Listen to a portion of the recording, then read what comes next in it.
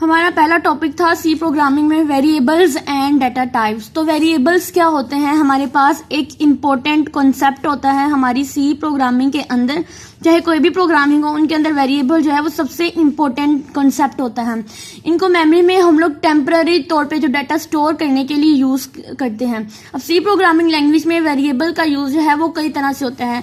सबसे पहले तो हमारे पास जो भी हमारा डाटा स्टोरेज होती है उनके लिए, यानी हमने बात की कि हमारे जो भी डाटा होता है उसको स्टोर करने के लिए हम लोग जो है वो वेरिएबल्स का यूज करते हैं।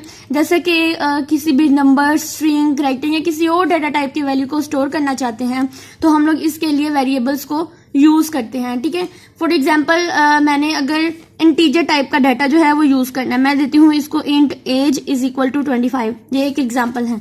अब यहाँ पे जो एज है ये हमारे पास एक वेरिएबल है और ये किस टाइप का इसके अंदर डाटा स्टोर होगा, इंटीजर टाइप का डाटा जो है वो इसके अंदर स्टोर होगा जिसकी वैल्यू है 25। ठीक है, यानी यहाँ पे हमारे पास एक मेमोरी बन जाएगी एज के नाम से। वेरिएबल था, इसकी एक मेमोरी बनी। इसके अंदर जो डाटा स्टोर होगा, हम लोग डाटा टाइप पे डिपेंड करता है। डाटा टाइप कौन सी है, इंटीजर है, तो हमारे पास इसकी वैल्यू है 25। यानी इसके अंदर अब हमारे पास सिर्फ इंटीजर टाइप का ही डाटा स्टोर होगा क्योंकि इसकी डाटा, इस वेरिएबल की डाटा टाइप जो है वो इंट है। उसके बाद अगर मेरे पास एक और एग्जांपल ले लेते हैं हम लोग फ्लोट की।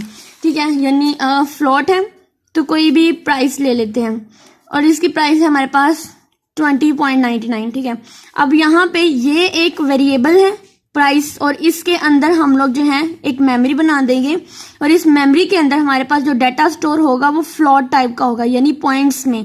तो 20.99 इसकी वैल्यू है वो इसके अंदर जाकर स्टोर हो जाएगी। उसके बाद अगर मैं चाहती हूँ कि मेरा करेक्टर्स में आए, यानी कोई अल्फाबेट में आए, तो मैं करेक्टर दे देती हूँ grade is equals to the A. ठीक है, अब इसमें ये जो ग्रेड है ये हमारे पास आ जाता है वेरिएबल और इस वेरिएबल की एक मेमोरी बन जाती है और इस मेमोरी के अंदर हमारे पास करेक्टर टाइप का डाटा जो है वो स्टोर होगा जो कि है हमारे पास ए। तो हम लोग वेरिएबल्स में सबसे पहला पॉइंट था डाटा स्टोरेज का। उसके बाद वैल्यू मैनिपुलेशंस के लिए हम लोग इसके अंदर मैनिपुलेशन, सेकेंड पॉइंट है इसका वैल्यू मैनिपुलेशन। अब इसके अंदर हम लोग क्या करते हैं, वैल्यू मैनिपुलेशंस के अंदर हम लोग जो है वो वेरिएबल्स के थ्रू जो है अरिथमेटिक ऑपरेटर्स, डिफरेंट किस्म के जो हमारे ऑपरेशंस होते हैं उनको परफॉर्म कर सकते हैं और उसके दरम्यान हम लोग वैल्यू को मैनिपुलेट कर सकते हैं। फॉर एग्जांपल अगर मैं प्लस का फॉर्म ऑपरेशन लगाना चाहती हूँ यानी एडिशन का, तो मैंने एक नंबर लिया है इंट n1, इसके अंदर स्टोर करा दिया है 10। फिर मैंने एक और नंबर लिया है n2, इसके अंदर मैंने स्टोर करा दिया है 5। तो मैं चाहती हूँ कि मैं इन दोनों की वैल्यू जो है वो मैनिपुलेट कर दूं, यानी वैल्यू चेंज कर दूं और मैं चाहती हूँ दोनों का मैं सम निकाल लूं। तो मैं एक वेरिएबल लूंगी सम का, तो इसके अंदर मैं इस वेरिएबल को n1 को और प्लस कर दूंगी इस वेरिएबल को। तो हमारे पास जो हमें आउटपुट में मिलेगा, सबसे पहले तो हमारे पास n1 की मेमोरी बनेगी, इसके अंदर स्टोर हो जाएगा 10। अब इंटीजर टाइप का वेरिएबल हमारे वैल्यू इसके अंदर स्टोर हो जाएंगे। उसके बाद n2 वेरिएबल की मेमोरी बनेगी, इसके अंदर जो डाटा स्टोर होगा वो 5 है, यानी इंटीजर टाइप का।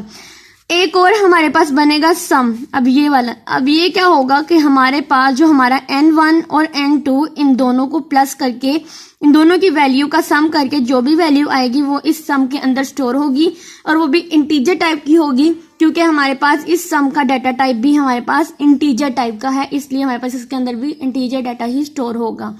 ठीक है, तो इसके ये था हमारे पास हमारे वेरिएबल्स और इनपुट डाटा टाइप्स का। तो इसके यूज करते हुए हम लोग अपने डाटा को इनपुट भी कर सकते हैं, अपनी आउटपुट भी दे सकते हैं। अब इनपुट और आउटपुट कैसे करेंगे, जैसे मैंने वो सम था, हमारे लेट्स सपोज कि मेरे पास ये एक नंबर है n1, मैंने इसको बस डिक्लेयर कराया। ठीक है, इस चीज को हम कहते हैं डिक्लेयर करना। अभी मैंने इसको इनिशियलाइज नहीं किया, तो मैं चाहती हूँ कि इसकी वैल्यू मैं खुद से दूं। ठीक है, यानी मैं अपने से वैल्यू डालना चाहती हूँ, तो इसके लिए मैं एक printf लूंगी जो सबसे पहले मुझसे ये कहेगा कि आप इस नंबर को एंटर करो, एंटर नंबर। ठीक है, उसके बाद मुझे स्कैनफ करना पड़ेगा जो मैंने खुद से वैल्यू देनी है। तो स्कैनफ करने के लिए अब इंटीजर है तो इसके साथ हम लोग क्या यूज करेंगे, %d। ठीक है, %d और साथ में ये कोमा और एंड ऑपरेटर यूज करेंगे, जो कि मेरे पास इस N1 का एड्रेस होगा कि मैंने जो भी डाटा इनपुट कराना है वो इसके अंदर जाकर स्टोर होगा। अब मेरे पास इसके बैकएंड पे काम कैसे हो रहा होगा, सबसे पहले मेरे पास जो है वो N1 की एक मेमोरी बनी, ये वाली, ठीक है। अभी ये बिल्कुल एम्प्टी है, ठीक है, क्योंकि मैंने इसको किसी चीज से इनिशियलाइज नहीं किया। अब मेरे पास बैकएंड पे जाके वो कहेगा कि आप एक नंबर को एंटर करो, एंटर अ नंबर, ठीक है, जो मैंने ये प्रिंट एफ दिया, ये मुझे आउटपुट में मिलेगा और मेरी स्क्रीन पे ये शो होगा और मैंने कोई भी नंबर जो है वो उसको एंटर करना है। फॉर एग्जाम्पल मैं इसके अंदर नंबर दे देती हूँ 15। तो अब मेरे पास वो यहाँ पे जाएगा। अब परसेंटेज दी इसलिए क्योंकि ये इंटीजर टाइप का है, ठीक है, और उसको पता चल जाएगा कि मैंने जो भी नंबर देना है वो इंटीजर टाइप का ही देना है, ठीक है। उसके बाद एंड, अब ये जो है ये मेरे पास आ जाता है मेरा address operator. Address operator N1 इसलिए लिखा हुआ है क्योंकि यहाँ पे N1 का एड्रेस है, यानी जो भी वैल्यू मैं खुद से एंटर करूंगी, मैंने वैल्यू एंटर की 15 और ये 15 जो है ये मेरा इस N1 के अंदर जाकर स्टोर हो जाएगा। यानी यहाँ पर ये बताता है कि N1 की जो भी वैल्यू इनपुट करनी है वो इस मेमोरी के अंदर जाकर स्टोर हो जाएगा, यानी ये इस मेमोरी का एड्रेस है तो इसके अंदर 15 स्टोर हो जाएगा। इसके बैकएंड पे कुछ इस तरह से वर्किंग होती है। तो ये था मेरा इस वैल्यू को इनपुट और आउटपुट कराने का तरीका, ठीक है।